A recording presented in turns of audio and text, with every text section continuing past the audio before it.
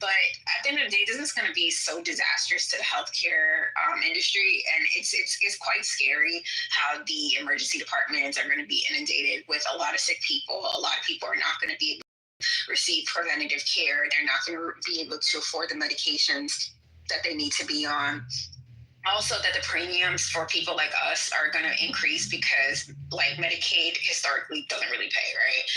And so private insurance has always picked up, the cost lost due to, and now our premiums are going to increase, which we know, like, the primary catalyst for people, declaring bankruptcy is due to medical costs, outlandish medical costs. So I'm just like, I'm so disgusted with, like, how you guys are saying with the Republican Party and how they want to use distracting measures to on what's really affecting the American people, which is like the healthcare infrastructure, or the lack of healthcare infrastructure, the lack of housing, etc. It's just, I don't know, it's just really sad that we're in this state right now, and TC keeps windmilling for.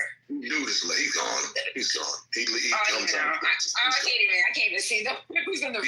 Yeah, no, my whole point with Dude is always asking him. I was going to ask him this, and he doesn't stay around long enough because he sees where it's going, obviously. But are there Republican policies? Are there policies that are considered Republican that aren't actually, that most Republicans actually don't even agree with? And I know he can't answer that question. He'll try to obfuscate and try to divert from the question. But there are plenty of Republican policies that are considered Republican that most Republicans don't even agree with. So I mean, it's a endless line of them. So and I know he doesn't know that. But I mean, I was just going to ask him because that's how you box him in. And he obviously is going to start winning me now Democratic policy, which is dishonest and disingenuous. I gave him 5 minutes. He left in 2. Anytime you turn the conversation to what's currently going on, they will not stay and discuss it with you. And if they do, they'll stay and say, well, that 13-year-old, she was probably twitching her ass in front of Trump, and that's why. It's always something. It's always somebody else's fault. It's always something else going down, and he had no choice to do what he did. They can't conversate on that. I just want to thank y'all. I've been here for a couple hours just listening, not saying shit, one or two a few times, but the way y'all been running them off is fucking hilarious. Y'all helping me with my editing for my videos I gotta drop today. I just don't understand why you got to be disingenuous. Like, make the argument in good faith, man. If you're wrong, you're just fucking wrong. I don't. What's the point of joke? What's the problem with just being wrong about something? Don't make the argument unless you understand it.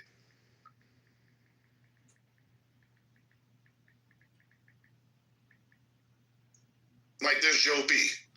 Like, I know she doesn't have a fucking clue what she's ever talking about, but she asked me the same question. Well, she's asking the question to what most Republicans agree to. That's what she said. That's dishonest. You don't even know what the framing of the question was. She would agree with me if she actually understood the framing. She doesn't even understand. She's just arguing to argue, and to me, that is stupid. I hate when people do that. Is it okay? One thing I will give Joe B, she does believe in what she's talking about. TC, you can't even. It's not the same. It's stupid nonetheless, but she didn't even understand the framing of the argument. She's disagreeing with something she probably fundamentally agrees with. She doesn't know what she's talking about. Can I jump in for a second? Okay, so be nice and let Joe B go ahead and say what she got to say. I'll wait. That's L. No, go ahead. Go ahead, Elle. I'm sorry. Yeah. Just a couple things. It's okay. I want to remind all of us that the slogan from 2024 was "We're not going back." So let's not go back. I completely agree. We need to stay in the present, which is, I would agree, hell. I want to bring up 2 things. One is that one of the things we're starting to see now, and this is kind of sad to me because one would hope in a perfect world, we would all give a really big shit about the fact that people are being disappeared off the streets. But one thing that's now developing is that humans who are willing to show up at an ICE raid and actually even take a video on their phone, much less actually confront these mass goons, are now also in danger of being deported. That's number one. Number two, I mentioned Gaza in the chat because there is true hell going on there. It was just determined that the remaining Palestinians in Gaza are now at what's considered the 4th level of malnutrition. We're talking about such a horrific situation there. If I have to go back to 2024, I'm going to say, and I'll say it many times, yes, obviously, I had much more confidence in Biden and Kamala. However, when it came to Gaza, they were not willing to take a stand in terms of the fact that we are continuing to fund the genocide. Yes, that's my word. I'm going to stand with it. I'm not going to fight with anybody here. I do not have the energy. But it is a horrific situation, and we are still in it. And whoever is going to take the helm is going to really need to take a stand on this government continuing to fund that. So that's what I wanted to say.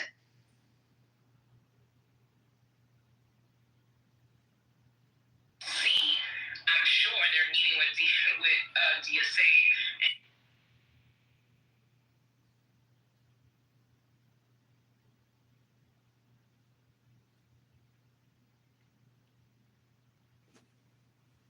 Amen, Al. I concur. I'm going to put an article, I'm going to give the room an article and a piece by Ezra Klein that was in the New York Times today that addresses what is going on in terms of Jewish people and Israel right now, because it is tearing my community apart. It is tearing my own personal family, my 2 children apart. But it's a much, much bigger issue. And, you know, we keep talking about we can't tolerate watching children starve. But what are we watching? We're watching it 24/7 on our phones like we're in some frickin' simulation. It is not a simulation. It's the real thing. We just have to fight that.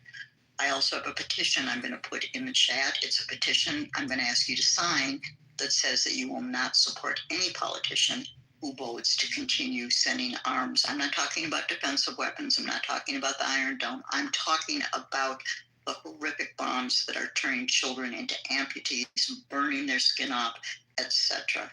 It is unthinkable, unbearable, and to me, we just cannot look away. Is that where we're going with the conversation now?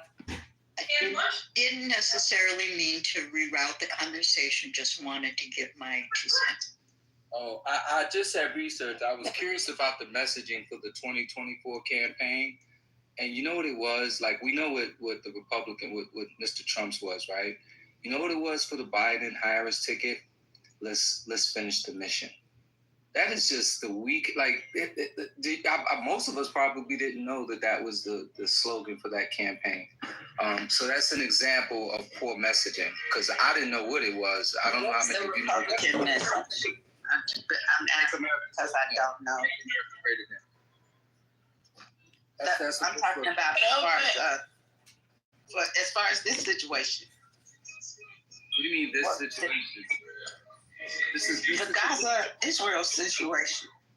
Oh, I asked if we were pivoting there, and she just said that she wanted to get that off her chest. But if we're pivoting there, that's cool. Oh, I thought you said that was I thought you were still on that topic. Yeah, no, we were talking earlier about messaging, and so I wondered what were past administrations and campaigns, what their messaging was. They're different over the years, but I focused in on what the Democrat was. Obama's was yes, we can. Yeah, we know that. I'm talking about, see, what you just mentioned, that was clear. I'm saying the messaging and the campaign slogan of the 2024 election, I don't think if I would have asked anybody this without saying the answer, most of us would not have known it. But it was. Hey, Robert, I was actually saying that to agree with you. Like, the fact that we don't have, like when you see the Golden Arches, you know it's McDonald's. You know what I mean? When you see a MAGA hat, you know it's Trump. When we hear yes, we can, we know it's Biden. They didn't have that slogan attached to Kamala that was just undeniable, irrefutable, embedded in your brain type of marketing or branding. Now, she might not have had enough time to do so, though, because she really had to rush her campaign. So for the time she had, I still think she accomplished a lot. But I think clear branding is like, even though it's not business, this is business. Politics has become business. I thought that Kamala Harris was "We're not going back." I don't remember. Yeah, we're not going back. Yeah. And what was that? What was the? Let's finish the mission was not her slogan at all. That's before. Oh, you know what? That's probably. What was that Beyonce song that she kept coming out on? Freedom. Yeah. Yeah. It was those two things. But Robert, what I was saying is, I thought the message for Israel Gaza was to finish the job or whatever that was you said. Crazy. That's a massacre over there. Like, I'm not arguing anybody about what's going on in Palestine. This is a clear, those people are decimated. Like, what's going on there is just, it is the result of a very aggressive Netanyahu. That's all this is. That, like, we are really living in a time when we look back over these years, we're going to realize that he went in and ravaged them, literally. Like, it is ongoing. Like, there's no question about it. But some people will try to make a reason for it. And I'm not. Is that your background? Yeah. I got a little gospel rocking. Yes. Brunch. I made a delicious brunch.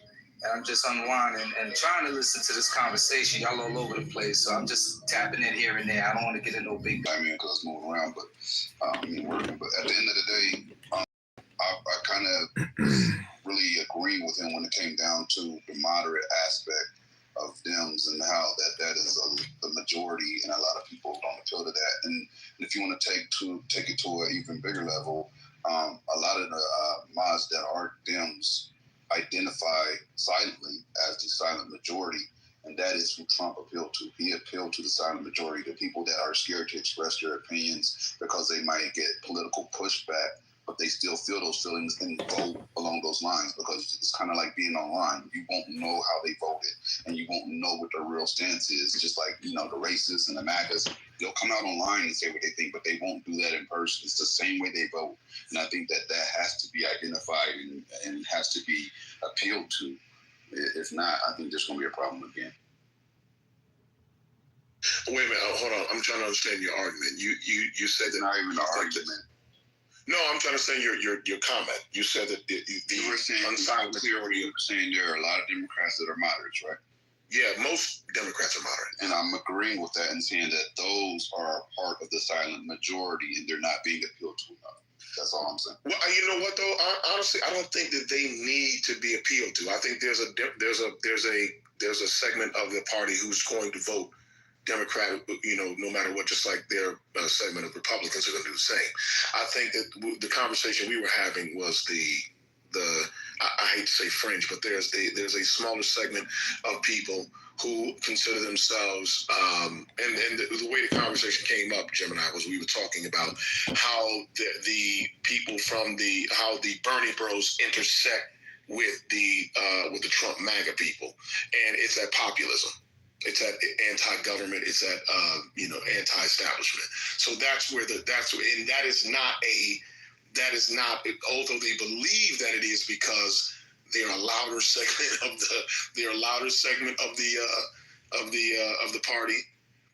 They believe it's a larger constituency than it is, and it's not a large group of people. They're just a very vocal segment of the people, and they believe that message is resonating, but their constituency is not growing because, as I've said time and over, and it's been confirmed, that the moderates in the party are the largest number of people. So, I mean, no matter how much, and that does not mean that their message is not important and it should be listened to. I'm simply stating that they don't even remotely represent most Democrats in the party. As a matter of fact, I would even almost, at the risk of being hyperbolic, I would say that they're literally kind of a different party.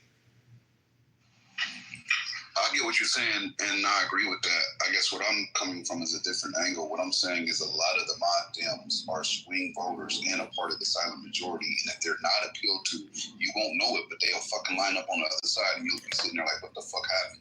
because you don't know who voted for who. They're not going to tell you they did it. They just do it. That's why they're called the silent majority, and that's why they're considered a part of the silent majority. And I do believe they have to be appealed to, or you might fucking lose. Hey, gentlemen, I have a question for you. So the Republicans morphed into the MAGA, right? What do you think the Democrats are going to morph into? Like, what can you give any insight on how you think it's going to transition into today's Democrat? Because the traditional Democrats obviously have fallen out of favor. But what are your thoughts on that, if you don't mind? That's kind of curious. I mean, interesting. I'm curious as to what it could be. I'm not going to pretend to have insight on that because I don't see a clear-cut path right now for them to morph into an alternate form of the party or a subgroup in the party that's to represent a subculture, I should say, inside the party that could represent in a way that MAGA is Progressives. It's easy. Progressives. Okay,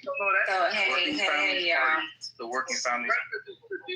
So hey, I don't know if y'all gonna have the men's room later or y'all gonna have it soon. I don't know. So y'all just need to let us know. Okay, thank you. And so as a follow-up, Gemini, I haven't figured it out. I'm talking to wait one quick. Just Gemini. I'm down to do it, which is why I've been here, even though I haven't been talking. I've been here since like. Yeah, so y'all need to let us know what's going on. So. I'll join you guys in the grooming thing when you're ready. As soon as you're certainly organized and structured to do today. But yeah, I'm definitely down to host the men's room and get it started. Haitian in here, yeah. So y'all go ahead and start setting up your room and then send me the back channel and then I'll push everybody over there. But y'all go ahead and continue the conversation until they get this shit together. Haitian, check your back channel. I think that the natural progression, what has been the natural progression from establishment Democrats, I think that I don't even think that we can even call it an evolution. I just think that there's a fringe, and I had to keep framing it that way. There's a segment of the party who are a little bit more to the left than they are moderate. Those will be identified as progressives. Progressives tend to be a bit more in the alignment with the independent or Bernie segment of whatever you get. I don't even call Bernie a segment of the party because he's independent. Bernie shits on Democrats in a lot of ways. So it's just, I think that if you're asking that question, to answer that question, I think that's probably if there is, if you want to frame it as a progression, that's probably the natural quote unquote progression. That would be what the yin to the Republicans yang. You had the Republicans who, after Obama, there was a segment that the Tea Party development, which actually ended up devolving into MAGA, as far as I'm concerned.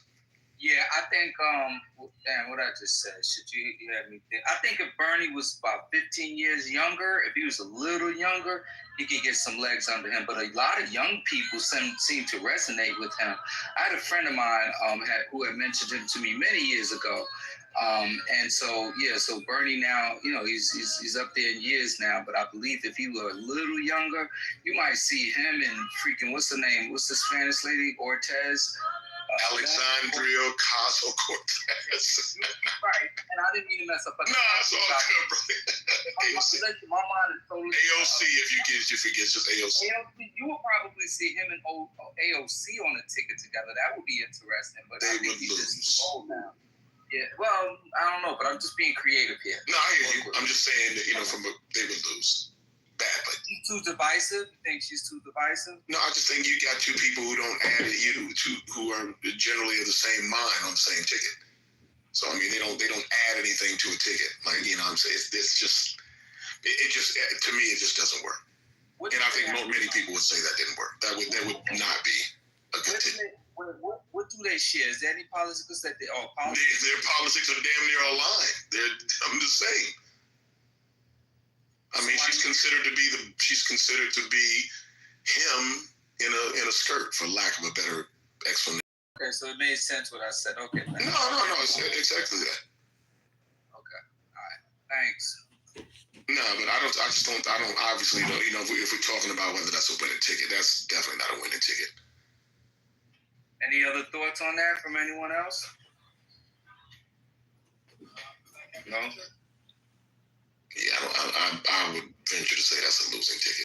They don't add anything. You don't capture any moderates that way. The ticket is way too far to the left. And I think people misunderstand, and someone please jump in and correct me if I'm wrong, but the moderates don't necessarily have a problem with progressives, other than the fact that some of the stuff that's being proposed is not conceptualized thoroughly.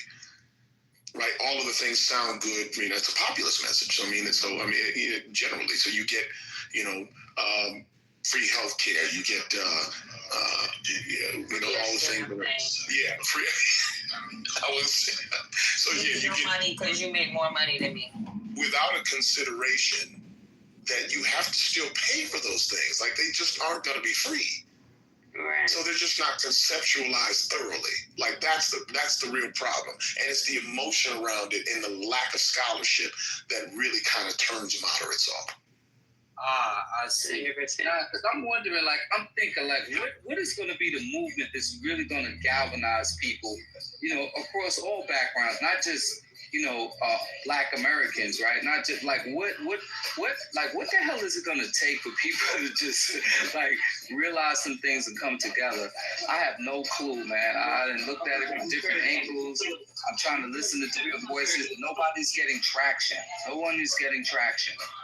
Robert, did you say AOC and Bernie? Yes, I wanted. I put that on the wall. I was pondering it. Yeah, I was pondering.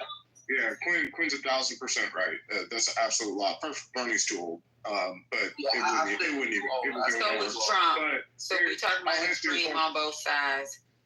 Yeah, the corporations would line up against them. They wouldn't go anywhere. AOC is a possible VP candidate for damn sure, but not with Bernie. So who with? Who? But I'll tell you what will change the conversation. If you want to know what's going to bring both sides together, because like I've said many times, the Bernie Bros and the MAGAs are saying the same shit.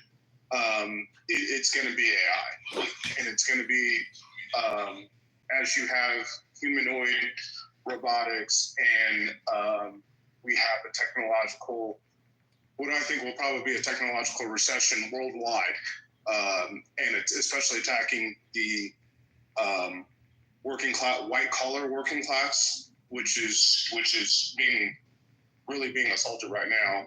Intel is going to lay off 5,000 and maybe more. And as that continues, you're going to see both sides come together on the AI front. I think that's the absolute game changer in between 2027 and 2032. I wish people would stop saying AI is the future. AI is right now. That future, you know what I'm saying? It's gonna more. Now we're moving into a super intelligence, but AI is here right now, and people are using it, and it's now. All that future stuff is crazy. It's now. It's happening right now in 2025. But how does that correlate to? I'm curious. How does that correlate to what you were saying, Trent, in terms of where people find collective, we'll find a. I don't understand. You have to. Because you guys know with your pocketbooks, now you give. The truth when it comes down to all people give a fuck about his money, and what is going to happen? What is happening? It's not what is going to happen. Robert's 100% right. What is happening is you will see a congruence of minds in how to, as we have an economic calamity. I don't know how big it will be. Some people think it's 10 years off. I think I tend to, 2027 is going to be a problem. Yeah, I think we're within 18. We're actually seeing it right now. It's starting to happen right now. But I'm just trying to figure out where you think people are going to find some sort of where they're going to find a commonality between. I understand. That's the question. And before you, I think we're going to have what I think will happen, which I'm completely against, is universal basic income will be talked about on both sides. And I just want you guys to know I'm actually completely against that. But I think that's going to be, and the changing of work-life balance, all these things are going to come into together. The social issues will become less and less. Because to be honest, the Democrats win on the social issues with this upcoming generation. I think the social issues become less and less a problem, but the AI and technology will become more of a. I think the economic upheaval will begin to surface in 2027. Two things are going to happen. Here's a convergence, right? The first convergence is going to be, first of all, let's realize SNAP and these other benefits. People say, oh, we want people to work.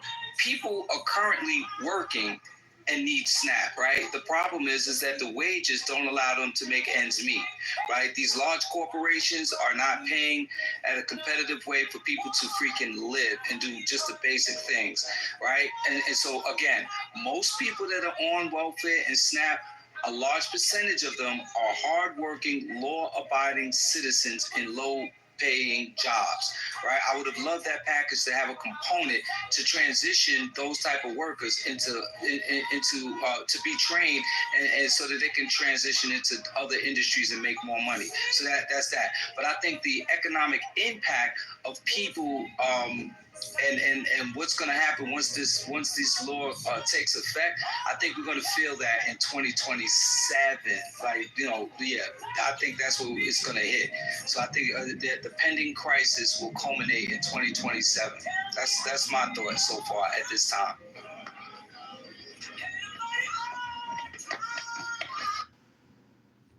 I don't see that there's any. Forgive me, I don't see that there's any commonality. I don't see that happening anytime soon. If it ever happens, I don't even see that there being one unifying thing that pushes people together. The universal basic income thing is interesting. I don't think that you're going to get that past anybody, to be quite honest.